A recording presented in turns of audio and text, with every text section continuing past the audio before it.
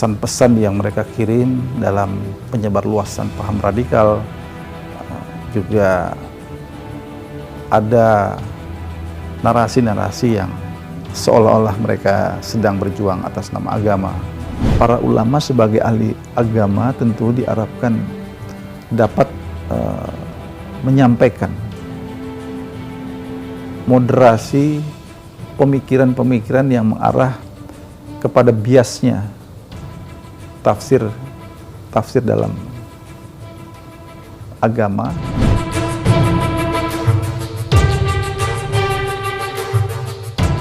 Detikers, kita jumpa kembali bersama saya Alexander Sudrajat. 16 Juli 2020 bertepatan dengan 10 tahun usia Badan Nasional Penanggulangan Terorisme. Terkait dengan hal itu, saya ingin mengajak Anda untuk mengikuti perbincangan dengan Kepala BNPT, Komisaris Jenderal Boy Rafli Amar. Mari ikuti perbincangannya berikut ini.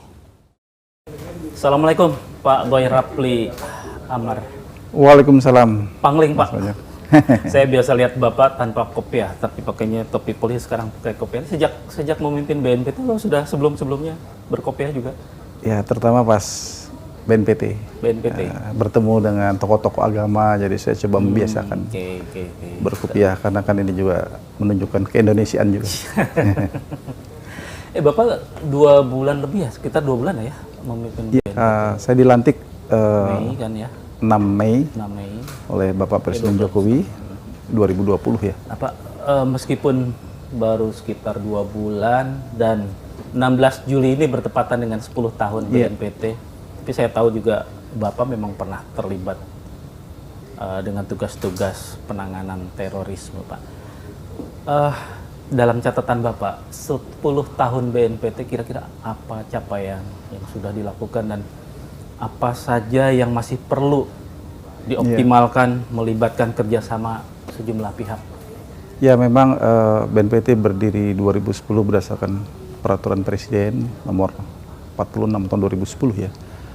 Tentu yang dari awal kami lihat penata laksanaan dari institusi dan penguatan institusi.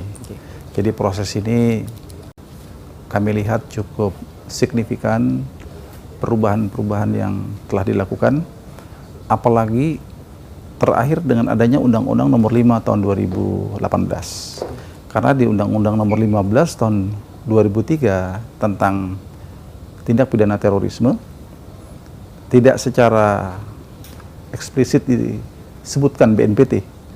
Jadi dengan adanya Undang-Undang Nomor 5 tahun 2018, BNPT ada tempat tersendiri, ada mandat tersendiri yang diberikan oleh negara. Artinya di dalam perjalanan 10 tahun atau 1 dekade ini, dalam aspek penguatan institusi telah berjalan cukup baik, dan tentunya sebagai lembaga negara yang harus dapat membangun sebuah sinergi, terutama dengan kementerian dan lembaga, itu juga telah adanya semacam MOU, kesepakatan bersama, pelibatan kementerian lembaga, di samping unsur-unsur masyarakat ya, civil society organization yang memang telah menjadi mitra BNPT. Artinya untuk menanggulangi kejahatan terorisme ini, BNPT tidak sendiri. Artinya ada peran serta kementerian lembaga lainnya, tentu termasuk di dalamnya adalah unsur TNI dan Polri, dan juga kementerian-kementerian yang terkait. Tentu ini bisa menjadi kekuatan bersama, karena memang memerlukan tenaga besar, memerlukan suatu power yang besar untuk kita dapat menghadapi kelompok kejahatan teror yang mereka dapat dikatakan mengusung ideologi terorisme yang memiliki aliran radikal teror intoleran, yang hari ini kami lihat muatannya seperti itu. pesan-pesan yang mereka kirim dalam penyebarluasan paham radikal, juga ada narasi-narasi yang seolah-olah mereka sedang berjuang atas nama agama. Sedang tentunya kita tidak ingin ini ada semacam pemahaman yang bias dalam konteks kehidupan beragama di negara kita yang berdasarkan konstitusi negara, Undang-Undang Dasar 1945 dan ideologi Pancasila. Nah Pak, kalau dari sisi politik, dukungan politik sudah begitu kuat seperti tercantum di Undang-Undang Nomor 5 tadi.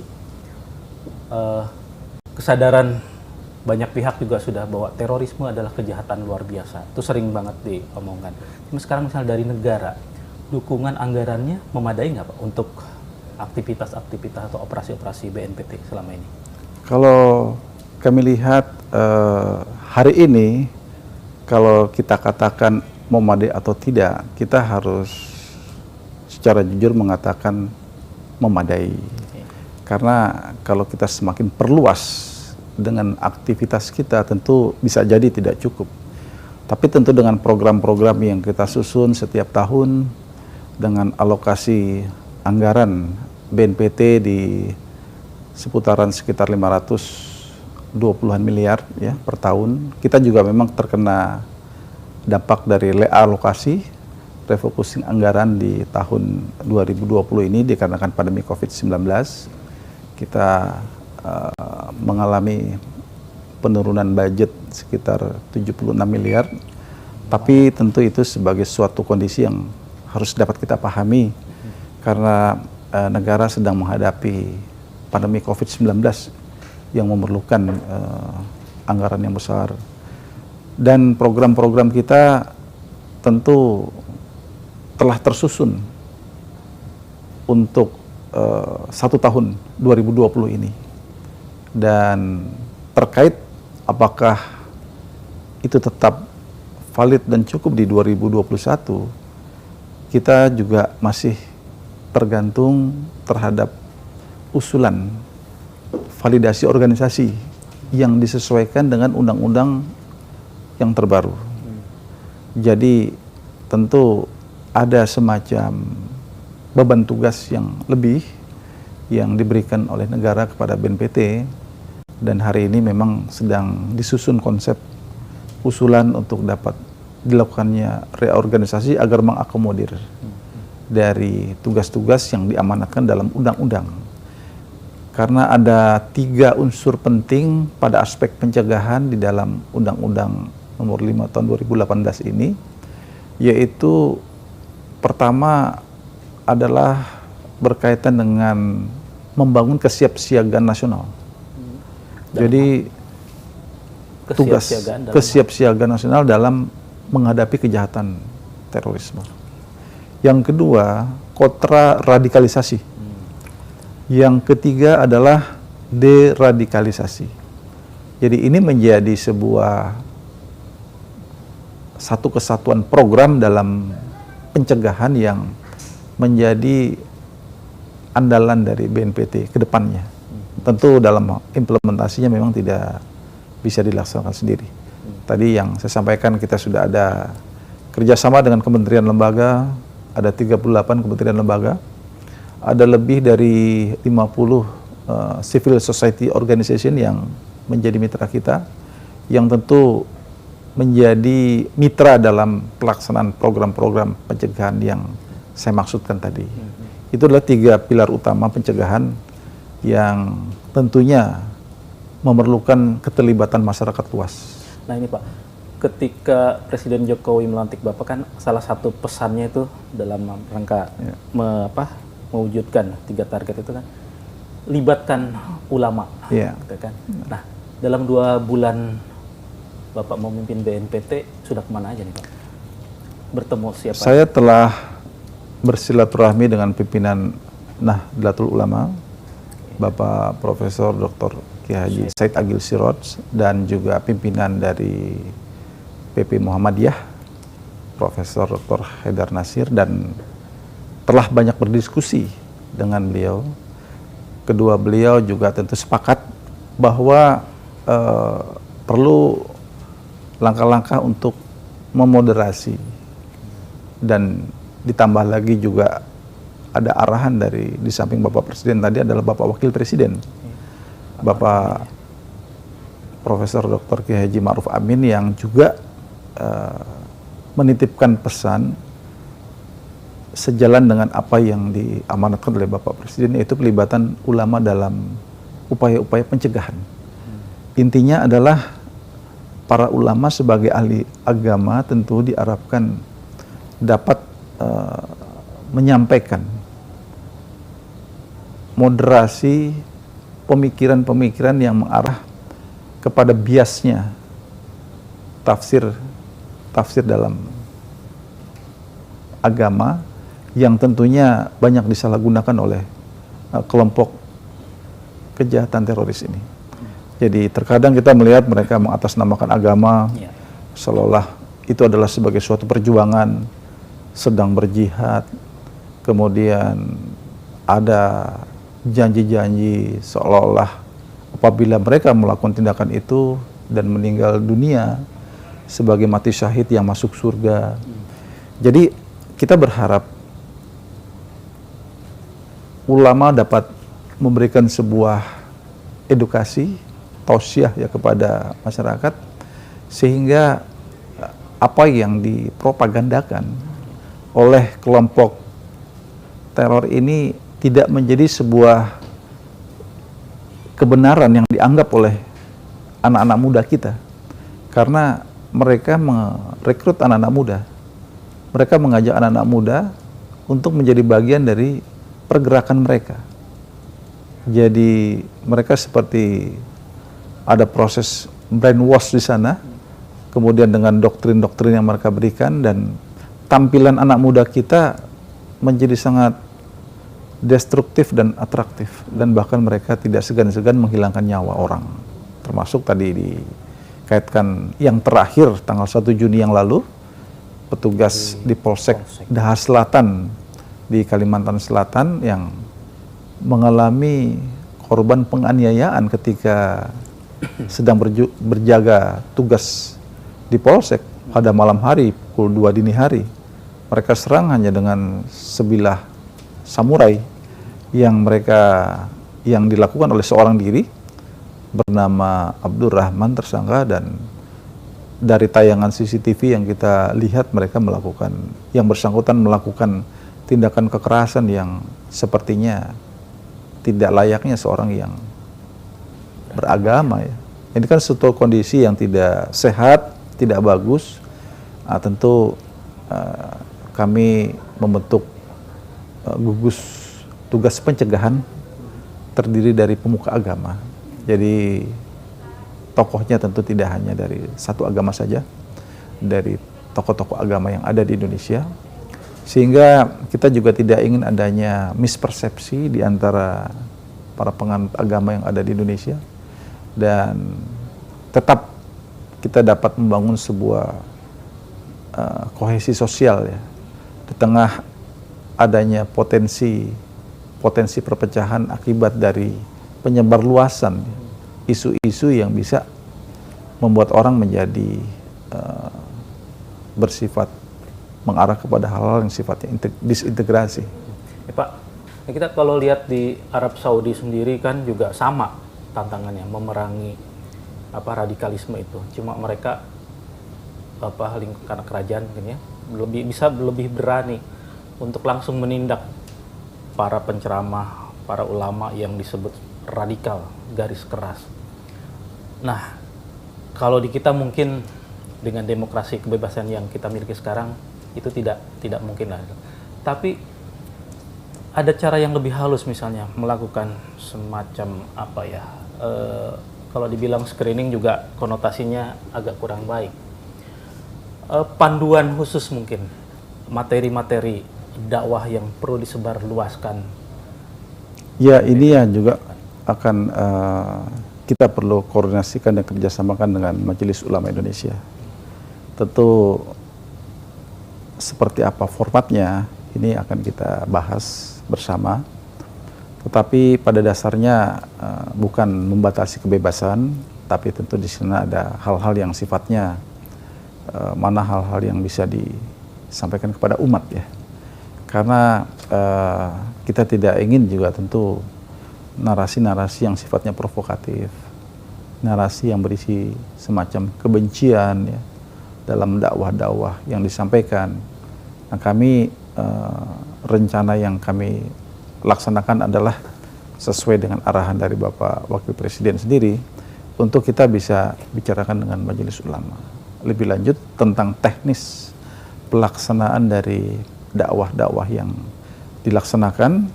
Nah, kita masih perlu mendiskusikan lebih lanjut masalah ini. Atau mungkin gini Pak, kalau mendekati ulama Muhammadiyah, NU atau Persis itu sebetulnya relatif mudah lah ya, karena mereka udah dikenal moderat, komitmen kebangsaannya juga sudah sangat jelas. Tetapi justru bagaimana mendekati dan masuk ke para tokoh atau kelompok-kelompok yang disebut atau dianggap atau sudah terindikasi radikal itu, Pak?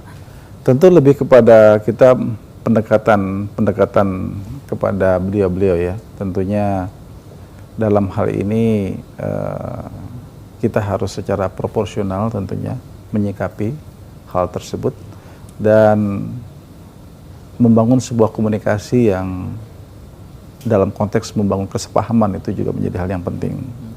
Itulah yang juga kami coba bertemu dengan masing-masing kelompok masyarakat, kelompok ulama yang ada di dalam negara kita, yang tentu kita juga memohon bimbingan dari unsur-unsur yang mainstream, dalam hal ini NU dan Muhammadiyah. Jadi komunikasi yang kita bangun juga merekomendasikan beberapa program ya, hal yang nanti perlu kita ajak bicara dengan tokoh-tokoh tersebut. Artinya harus juga dapat memberikan suatu pandangan, argumentasi yang pada akhirnya tumbuh sebuah semacam kepahaman bersama di dalam menyikapi sebuah persoalan. Tetapi yang terpenting bagaimana materi dakwah itu tetap menggambarkan, khususnya dalam konteks agama Islam, adalah Islam yang rahmatan lil alamin, yang moderat, yang tentunya juga diharapkan apapun organisasi keagamaan dari kemasyarakatan yang dinaungi oleh para ulama kita berharap mereka tetap mencerminkan pesan-pesan dari ulama sebagaimana yang juga disampaikan oleh ulama besar kita, Bapak Kiai Haji Hasyim Asy'ari, terkait dengan masalah hubul waton minal iman ya. Jadi kecintaan kepada negara itu adalah sebagian daripada iman. Pak, tempo hari kan sempat ada hasil survei bahwa penyusupan paham-paham radikal juga sudah masuk ke semua, termasuk ke para pengurus masjid-masjid di lingkungan BUMN itu kan. Beberapa teman di NU Muhammadiyah sempat bilang, loh kok apa enggak, itu kan gampang gitu kayak. Apa enggak langsung aja diganti nih gitu kan. BNPT ada, polisi ada, Kementerian Dalam Negeri ada, Kementerian BUMN ada. Khususnya kepada rumah-rumah ibadah, masjid-masjid yang berada di lingkungan BUMN, itu pernah dilaksanakan untuk kerjasama termasuk di sejumlah kementerian, dan tentu kita bekerja sama dengan unsur-unsur pimpinan yang ada di masing-masing tempat, itu sudah kita laksanakan. Dan tentu juga terkait dengan masalah kepengurusan masjid yang ada, takmir masjid yang ada di sana, itu juga ada yang memang justru dikuasai oleh bukan dari keluarga instansi tersebut. Mereka datang dari luar, itu sudah beberapa, tapi saya tidak ingin secara spesifik di mana lokasi-lokasi itu. Tetapi sejak dari 2018 ini telah diupayakan, dan hari ini juga menunjukkan perubahan yang cukup baik, cukup signifikan. Artinya pengurus-pengurus dari masjid yang ada tidak lepas dari struktur organisasi yang ada di masing-masing tempat itu, termasuk di BUMN, termasuk di kementerian dan lembaga lain yang ada di Indonesia ya. Ada semacam pembinaan khusus nggak ke mereka-mereka yang terindikasi radikal itu, para pengurus itu yang sudah istilahnya dilengsarkan dari kepengurusan itu? Tentu kita bekerjasama dengan organisasi yang besar ya, ormas yang besar seperti NU dan Muhammadiyah. Jadi kami harus bersama-sama, termasuk dengan Dewan Masjid Indonesia. Jadi kita tidak bisa sendiri.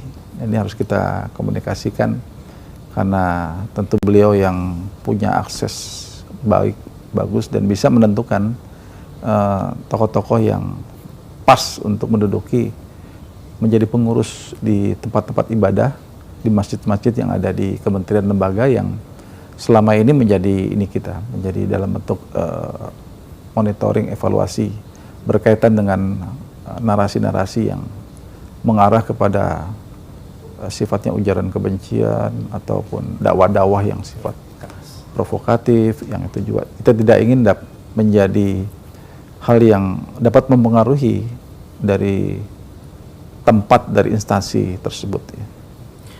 Saya ingat beberapa pekan lalu ya, Pak Boy juga sempat menerima Gus Miftah ya, yang dari Sleman, Jogja. Itu kan memang ulama yang cukup digemari kalau saya lihat di medsos itu sama anak-anak muda generasi milenial. Nah cuma mungkin selain figur semacam Gus Miftah, BNPT sudah mendeteksi ini nih layak untuk diajak kerjasama untuk ke daerah-daerah keliling misalnya macam itu. Iya. Jadi Gus Miftah itu boleh dikatakan sebagai contoh lah, salah satu ustadz dai muda yang memang komitmen kebangsaannya kita menilai sangat baik. Artinya beliau berdakwah tetapi tidak lupa bahwa kita hidup di Negara Kesatuan Republik Indonesia. Karena relasi antara Islam dan kebangsaan ini kan sangat erat.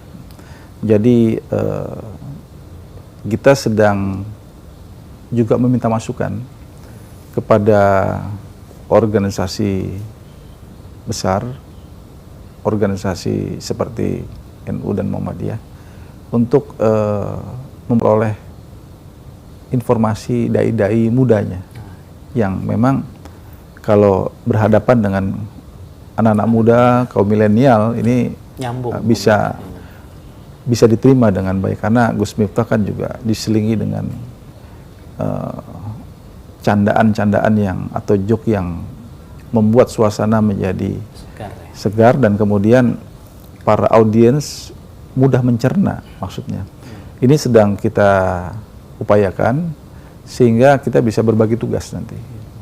Dengan Gus Miftah pun langkah-langkah kita untuk bisa hadir di sejumlah tempat ini juga menjadi hal yang kita rencanakan, termasuk di lingkungan kantor pemerintahan sendiri dan masyarakat luas.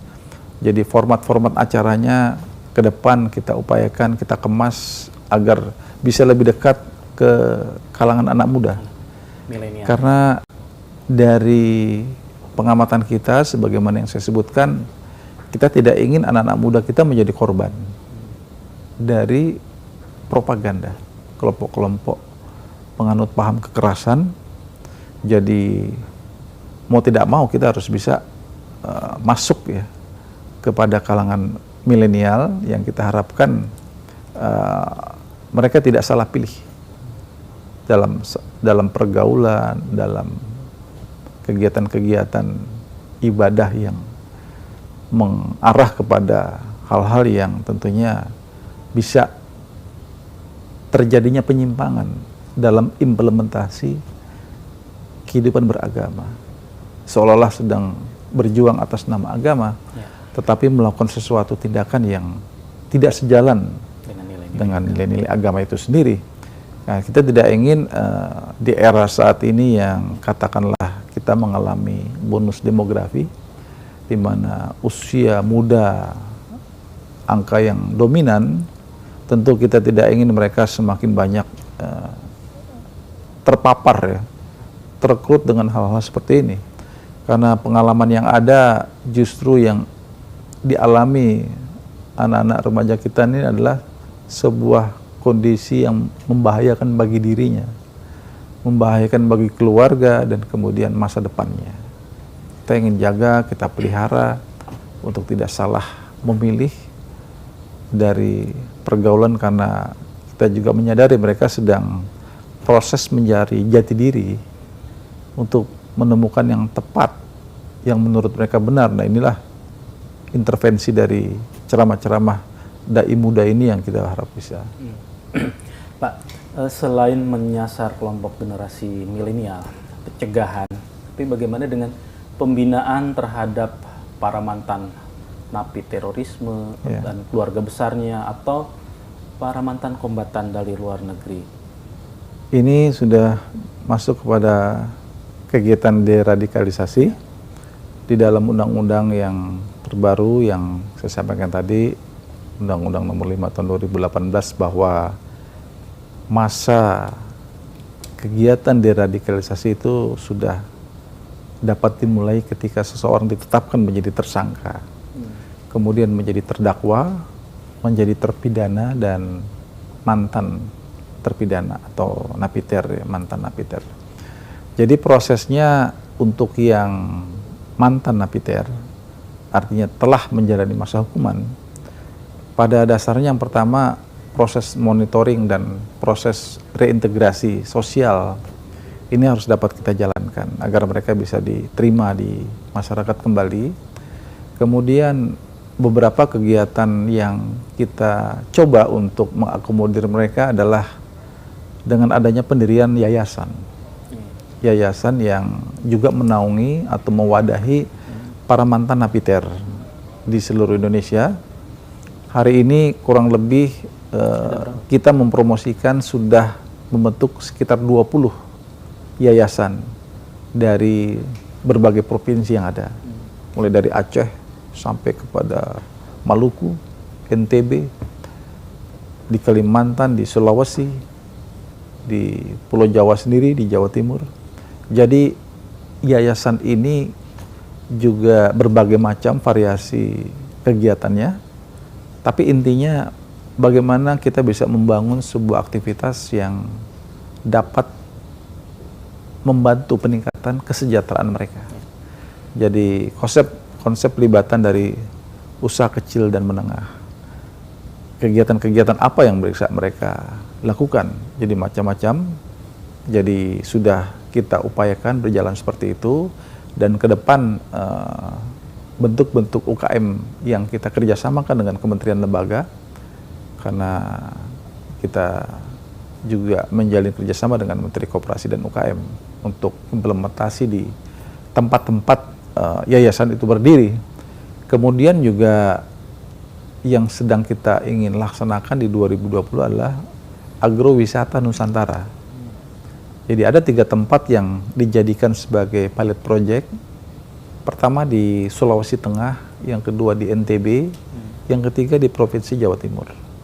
Jadi agrowisata Nusantara ini untuk mengakomodir, pertama adalah mantan napiter, yang juga tentu bisa bersama-sama dengan masyarakat lingkungannya untuk melakukan sebuah aktivitas, termasuk di dalamnya adalah sektor di bidang pertanian, perkebunan.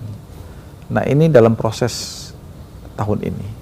Jadi kita berharap mereka-mereka nanti akan ada semacam aktivitas yang juga di sana mereka bisa mendapatkan sebuah penghasilan untuk masa depan mereka, sehingga mereka tidak mudah bergabung kembali dengan kelompok-kelompok yang bisa saja menawarkan kembali mereka untuk bergabung. Nah, ini yang kita berharap 3 kegiatan agrowisata Nusantara di 3 provinsi ini bisa menjadi contoh untuk bisa melibatkan para mantan ex napiter dengan kegiatan-kegiatan yang positif, dan kemudian juga kegiatan-kegiatan yang bisa memberikan kesejahteraan kepada mereka. Tadi yang disebut 20 yayasan itu melibatkan berapa banyak orang, para mantan-mantan? Relatif di setiap provinsi ada yang Beda-beda ya? sementara baru jumlahnya 10, ada yang 50. Jadi mereka biasanya juga mengajak keluarga. Jadi bukan saja si mantan ex-napiter, tapi keluarga juga diikutkan bersama-sama. Sudah ada contoh sukses nggak yang bisa mandiri dengan usahanya hasil binaan dari BNPT dan yayasan ini? Ada beberapa. Produk-produk yang bisa dinikmati masyarakat luas gitu yang menonjol? Iya, koperasi yang juga di tempatnya di Lamongan ya, Jawa Timur ya? Jawa Timur ya, di tempatnya Trenggulun, di tempatnya keluarga Amrozi, Kasus ya, Bali 1 dulu ya? itu juga berdiri koperasi yang juga cukup baik kondisinya hari ini ya. Banyak produk-produk yang dia jual di sana dan bisa mendatangkan sebuah income yang positif dan bisa menopang kegiatan dari pondok pesantren yang ada di sana. Itu adalah salah satu yang juga bisa menjadi contoh ya. Banyak juga yang di tempat lain yang bentuknya produknya adalah kerajinan atau katakanlah bentuk-bentuk karya dari kaligrafi dan seperti itu. Jadi itu juga telah dipasarkan dan juga mendatangkan sebuah income ya bagi mereka. Ya kita hanya mengarahkan, memfasilitasi. Jadi apabila potensi-potensi di masing-masing daerah ini bisa kita kembangkan, maka ini bisa menjadi sentra ekonomi baru bagi mereka, dan tujuan kita adalah bagaimana mereka bisa lebih sejahtera lagi. Masih ada keluhan nggak?